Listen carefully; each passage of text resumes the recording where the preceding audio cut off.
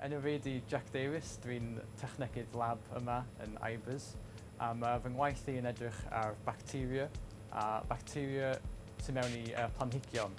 Ac yn bennaf y bacteria sy'n gallu helpu'r planhigion i dyfu a sy'n gallu gwella gwydynnwch planhigion, yn enwedig o dan newid hinsawdd a bethau fel ni.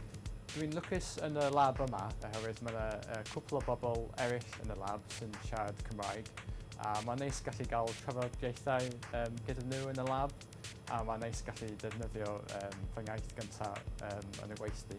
Mae'r Prifysgol yn dwyieithrwydd, a dwi'n meddwl dylai'r weithle adlewyrchu hynny. Ac dwi'n meddwl yn gwyddoniaeth yn enwedig gyda'r geiriau technegol da ni'n defnyddio dydd i ddydd.